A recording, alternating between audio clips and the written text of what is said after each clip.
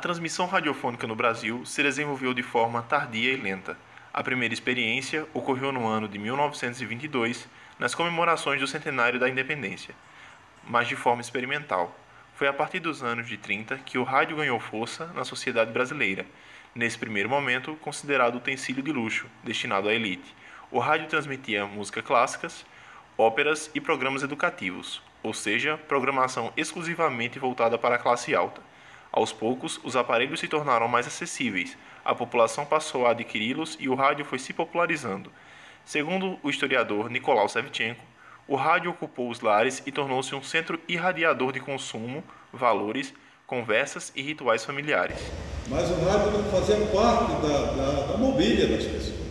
As pessoas se reuniam na sala para escutar o rádio, para escutar programa de Luiz Gonzaga, telenovela, né? Muitas vezes, programa de música, eles separavam as cadeiras e ia dançar.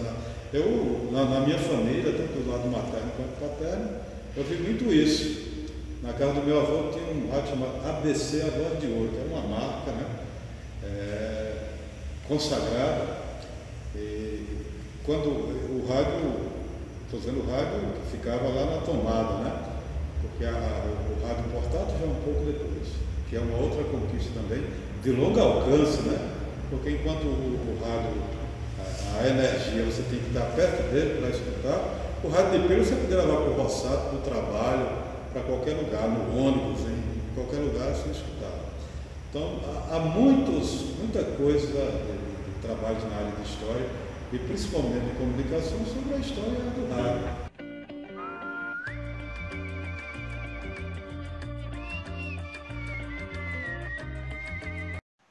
Na década de 1930, além de entretenimento, o rádio passou a ter uma função política. Quando chegou ao poder, Getúlio Vargas, ciente da força que tinha a radiodifusão, impetrou uma forte programação para circular nas emissoras de rádio do país. Nas palavras de Maria Helena Capelato, em qualquer regime, a propaganda política é estratégia para o exercício do poder, mas no de tendência totalitária, ela adquire uma força muito maior porque o Estado, graças ao monopólio dos meios de comunicação, exerce uma censura rigorosa sobre o conjunto das informações e as manipula. Eles perceberam justamente, eles que eu me refiro, os políticos, perceberam o potencial que se poderia tirar daquela caixa falante, né? Do poder do microfone como um megafone.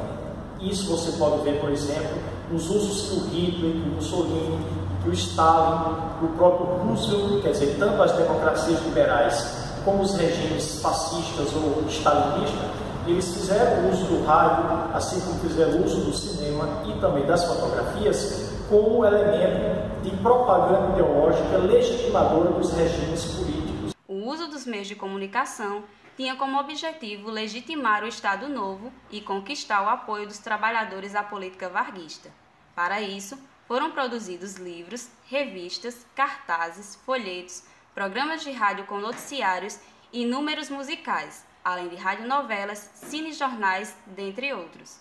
No caso aqui do Brasil, o Getúlio ele vai criar o programa A Hora do Brasil, que é veiculado nacionalmente em cadeia radiofônica, em que ele vai falar para os trabalhadores, sobretudo, para os homens do campo, porque o uso do rádio, ele é o uso de uma técnica que exige um dos 5 sentidos nossos, que é a audição. E, portanto, mesmo as pessoas que são analfabetas funcionais, não leem, não escrevem convencionalmente, mas eles decodificam imagens e escutam o som, a voz do político. É uma forma dos políticos se aproximarem dos seus governados.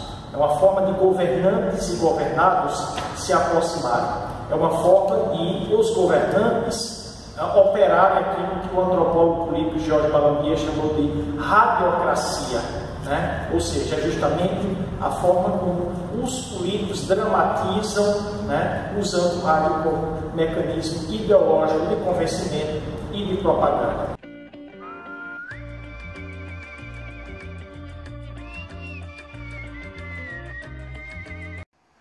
Para garantir e controlar a difusão do ideário estado-novista, a ditadura getulista criou, no ano de 1937, o Departamento de Imprensa e Propaganda, DIP, que funcionava como um órgão de censura. Toda a programação radiofônica deveria passar pelo crivo da censura do DIP. Havia controle direto sobre os veículos de comunicação, jornais, rádios e cinema. As publicações inconvenientes foram suprimidas.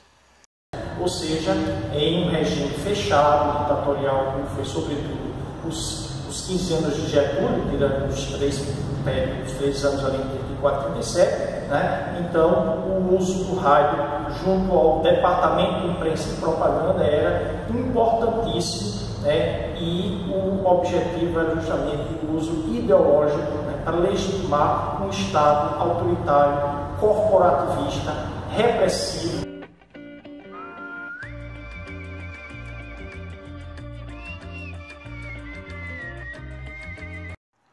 Entre as décadas de 30, 40 e 50 do século XX, o rádio foi responsável por lançar vários nomes da nossa música popular.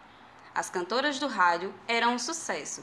As irmãs Carmen e Aurora Miranda, Emilinha Borba e Marlene foram alguns nomes marcantes da era de ouro do rádio. As vozes masculinas também eram um sucesso. Noel Rosa, Ari Barroso, dentre outros, foram cotidianamente ouvidos nas emissoras do Brasil afora. Porém, as músicas não ficaram imunes à censura do DIP. Além do incentivo às letras de exaltação do trabalho, o ambiente político estimulava a criação do samba de exaltação nacional, que teve como melhor exemplo a Aquarela do Brasil, de Ari Barroso. Brasil, é o Brasil brasileiro, é o mulato insoneiro, vou cantar-te nos meus versos. O Brasil samba que dá bamboleio, que faz gingar. O Brasil do meu amor, terra de Nosso Senhor. Brasil, Brasil pra mim.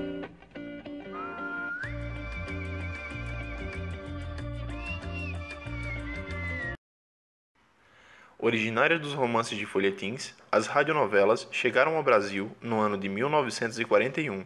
Nesse ano, a Rádio Nacional do Rio de Janeiro transmitiu a primeira radionovela do país, Em Busca da Felicidade, do escritor cubano Leandro Blanco. O sucesso das radionovelas cresceu no ano de 1956. Elas ocupavam 50% da programação da emissora carioca, patrocinadas por produtos da Colgate e da Palmolive. As histórias de amor, inveja, traição, solidão, medo e ambição viraram uma verdadeira febre entre as senhoras e senhoritas da década de 40 e 50. Senhoras e senhoritas, a Rádio Nacional do Rio de Janeiro apresenta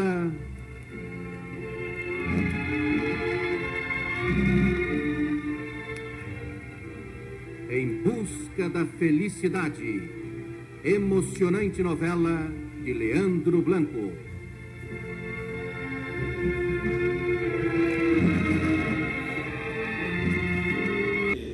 Obviamente que a elite brasileira e as instituições, inclusive estatais, se utilizaram muito do rádio como veículo para fazer a política e também como veículo de entretenimento. Você tem as famosas cantoras do rádio, aliás, você tem um trabalho sobre um livro sobre isso, né? Falando das cantoras do rádio. Você tem os programas de entretenimento, que eram os programas de comédia. Acho que é o volume 3, ou o volume 4 da história da vida privada no Brasil. Um capítulo que é voltado para o rádio.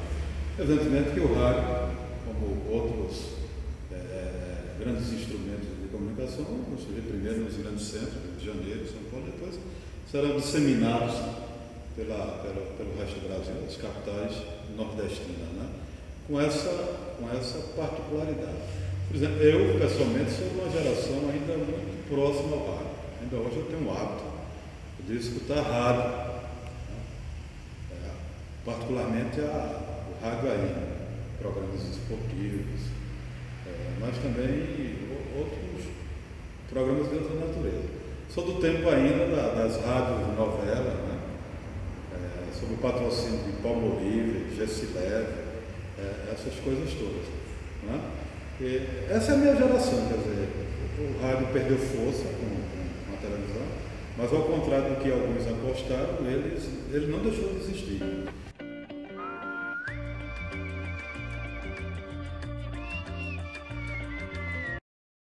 Em meados de 1938, antes mesmo da fundação das rádios Cariri, Borborema e Caturité, a cidade de Campina Grande já dispunha de serviços de comunicação via alto-falantes, implantado na rua Cardoso Vieira, hoje o calçadão da Cardoso Vieira, pelo senhor Jovelino Farias, o popular gaúcho. No sistema radiofônico do gaúcho, a população campinense acompanhou a Copa do Mundo de 1938, quando o Brasil foi derrotado pela seleção italiana na semifinal. A primeira experiência da radiodifusão em Campina Grande foi encerrada no ano de 1942.